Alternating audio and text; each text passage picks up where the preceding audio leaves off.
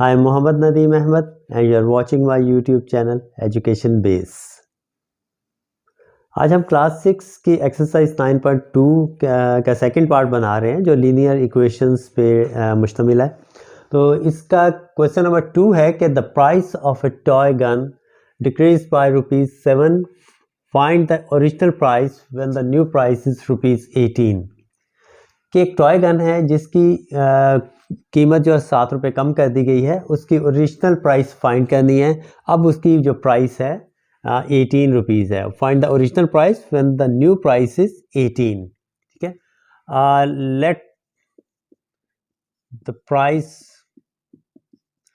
Of gonna be X। ठीक है, हम सपोज कर लेते हैं कि उसकी प्राइस जो है वो X थी, ओरिजिनल प्राइस जो है वो X है।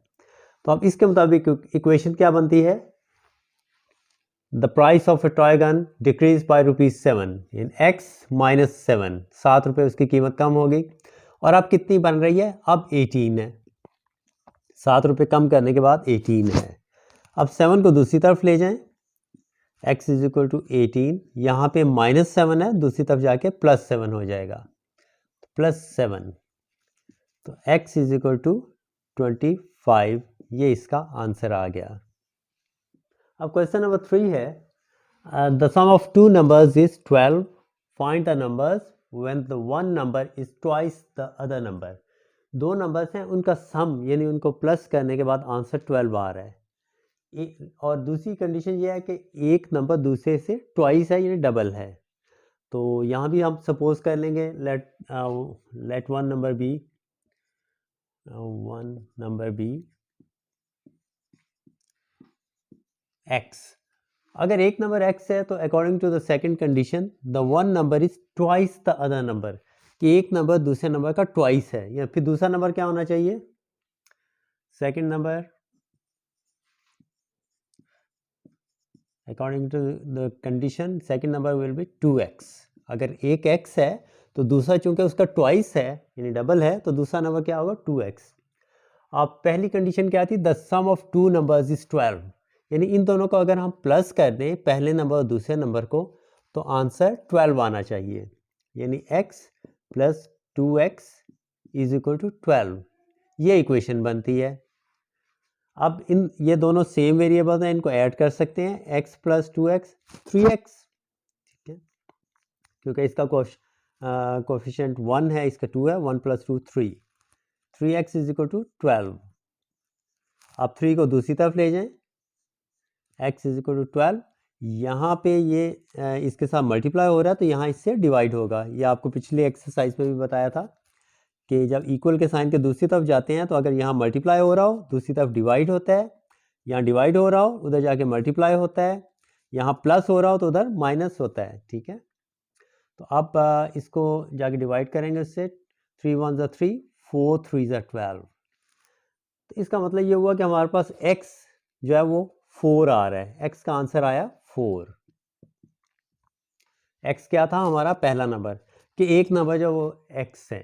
दूसरा नंबर क्या था? 2x, उससे ट्वाइस था ना, तो 2x फिर कितना होना चाहिए? 2 मल्टीप्लाई बाय 4।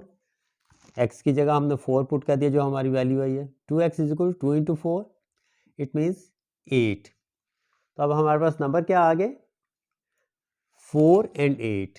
आंसर हमारे पास आ गया 4 एंड 8, यानी एक नंबर 4 है और दूसरा नंबर 8 है। अब क्वेश्चन नंबर 4 में है कि the product of the two numbers is 72। Product का मतलब है उनको मल्टीप्लाई करने के बाद जो आंसर आ रहे हैं। तो दो नंबर्स को हम अगर मल्टीप्लाई करें तो आंसर आता है 72। Find the other number when the one number is 9। कि अगर एक नंबर 9 है तो दूसरा नंबर फाइंड करें। ठीक है, यहाँ भी हमें सपोज करना पड़ेगा, जहाँ भी अननोन वैल्यू हो हम उसकी जगह कोई वेरिएबल सपोज कर लेते हैं। तो let the other number be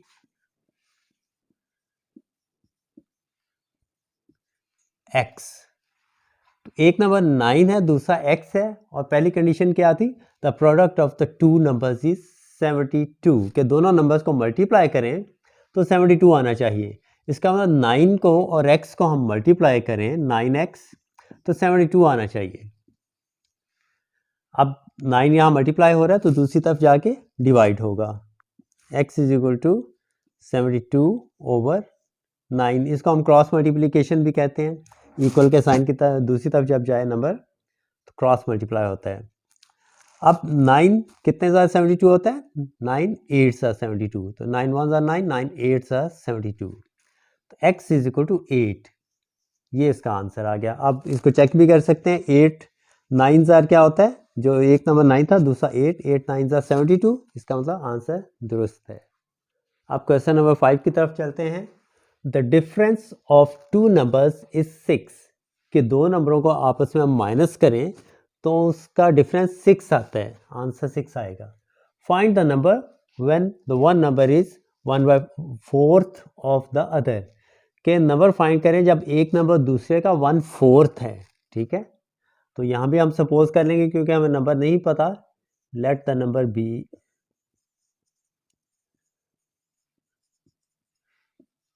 x। अगर एक नंबर x है तो दूसरा नंबर क्या होगा, the other number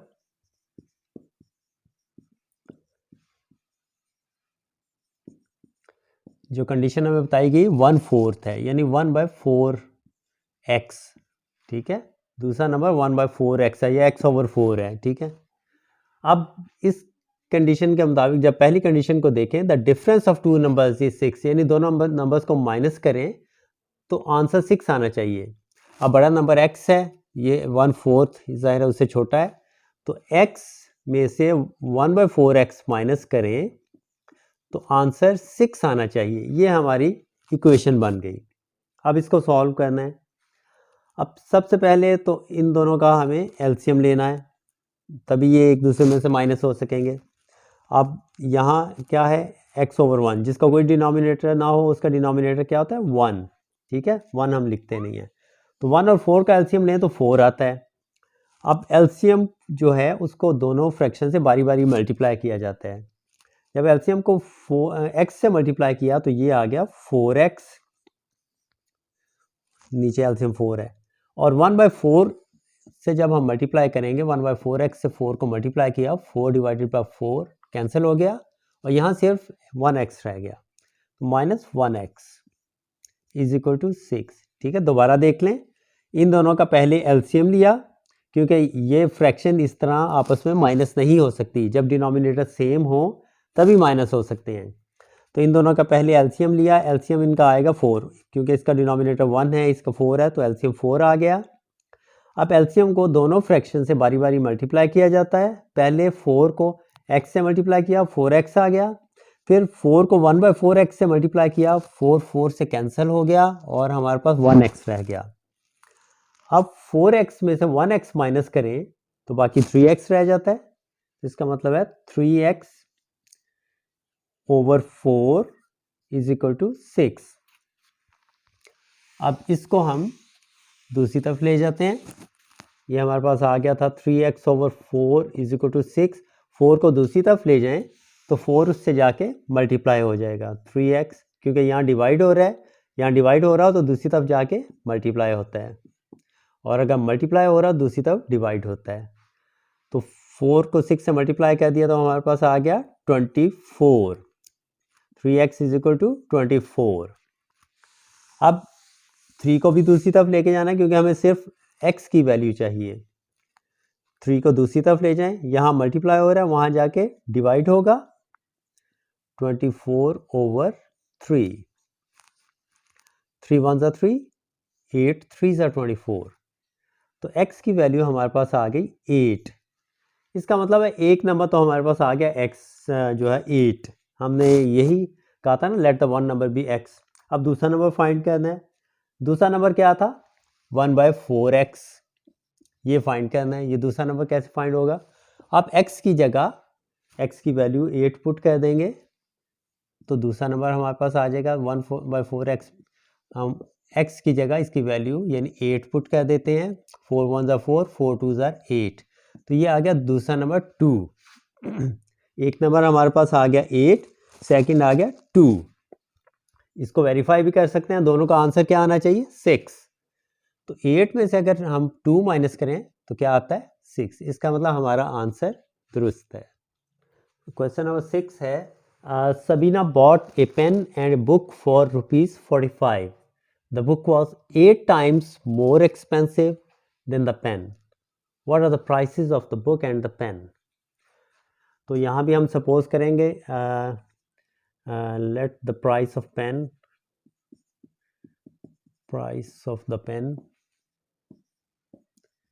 be x, कि हम सपोज कर लेते हैं कि पेन की प्राइस x है, तो फिर बुक की प्राइस कितनी बनेगी?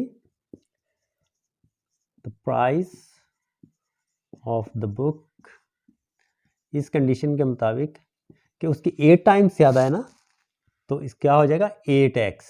अगर पेन x है तो बुक 8 टाइम्स ज़्यादा तो वो 8x हो जाएगी। ठीक है, इन दोनों की प्राइस जो है वो मिला के ₹45 बनती है।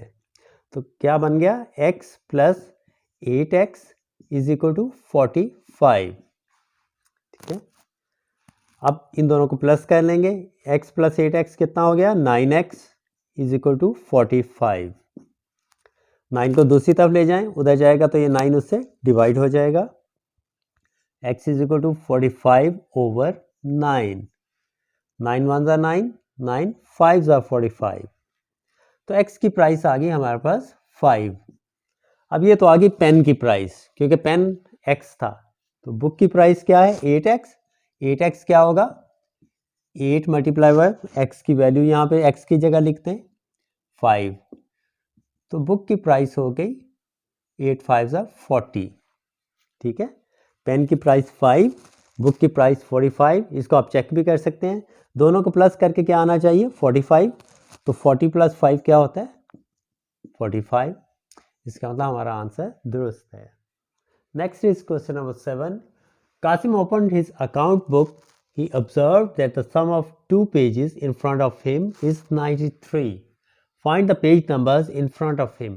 कि उसने बुक खोली है अकाउंट बुक, उसके 2 पेजेस जो हैं उसके सामने जो खुले हुए हैं, उन दोनों का अगर हम पेज नंबर्स को ऐड करें तो उनका सम आता है 93।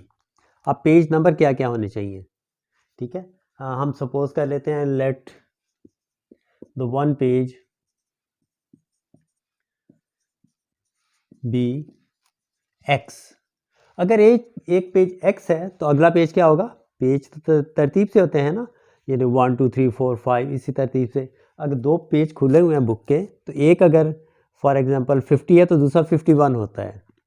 अगर हमने एक सपोज किया x है तो दूसरा क्या होगा x प्लस 1, उससे next page the other page is x plus 1। अगला पेज जाहिर है उससे एक नंबर ज़्यादा होगा तो x प्लस 1। अब according to the condition the sum of 2 pages is 93। Sorry, तो इनको प्लस कर लेते हैं, सम ऑफ 2 पेजेस इन दोनों को प्लस करके x प्लस 1, एक पेज हमारे पास x है और दूसरा x प्लस 1 है, इन दोनों को प्लस कर लेंगे तो इनका सम आना चाहिए 93।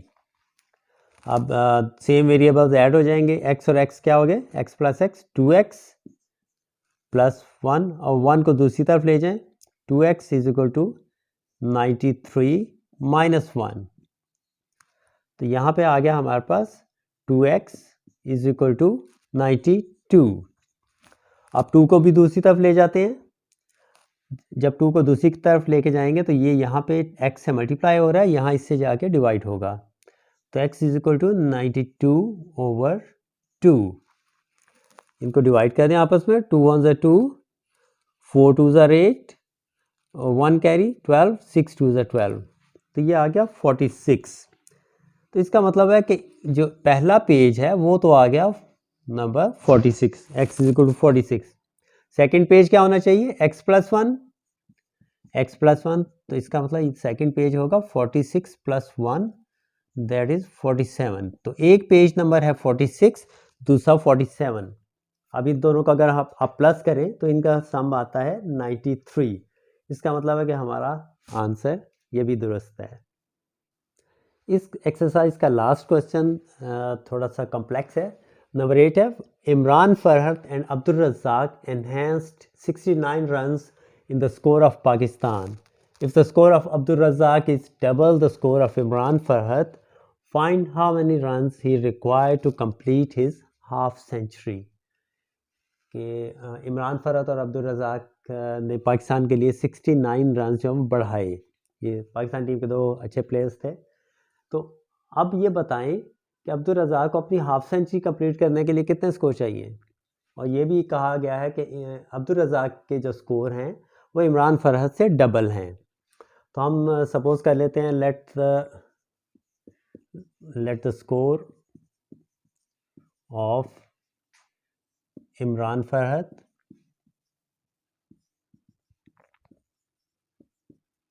बी एक्स, कि इमरान फरहत का जो स्कोर है वो एक्स है, तो फिर अब्दुल रज़ाक का क्या होगा, द स्कोर ऑफ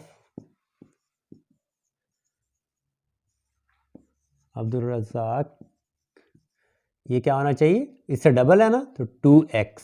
ठीक है, अगर इमरान फरहत का x है तो अब्दुल रज़ाक का 2x होगा। अब इन दोनों का सम कितना है, 69, दोनों ने मिलकर 69 रन्स बनाए हैं। तो अकॉर्डिंग टू द कंडीशन ये क्या हो गया, x + 2x is equal to 69, के दोनों के स्कोर मिल के 69 हुए हैं। इसको प्लस कर लेते हैं, 2 + 1 3, 3x इज इक्वल टू 69, 3 को आप दूसरी तरफ ले जाएंगे, x इज इक्वल टू 69, यहाँ पे ये इससे मल्टीप्लाई हो रहा है, उससे जाके डिवाइड होगा, क्रॉस मल्टीप्लाई, यहाँ ऊपर है वहाँ नीचे जाएगा, तो यहाँ पे आ गया 3। अब ये आपस में डिवाइड हो रहे हैं, इनको डिवाइड कर दें, 3 1 ज़ा 3, 3 2 ज़ा 6 एंड 3 3 ज़ा 9, 23। इसका मतलब है कि इमरान फरहत का स्कोर हमारे पास आ गया 23। तो अब्दुल रज़ाक का कितना होना चाहिए, 2x, 2x यानी 2 × 23, x की जगह मैंने 23 लगा दिया, तो अब्दुल रज़ाक का हो गया 46, 23 2 ज़ा 46। अब इसको अपनी हाफ सेंचुरी मुकम्मल करने के लिए कितने चाहिए, क्योंकि क्वेश्चन ये था कि how many runs he required to complete his half century. Half century 50 होती है, तो 50 में से 46 माइनस कर दें। यहाँ पे हम एक स्टेटमेंट की शक्ल में लिख देंगे,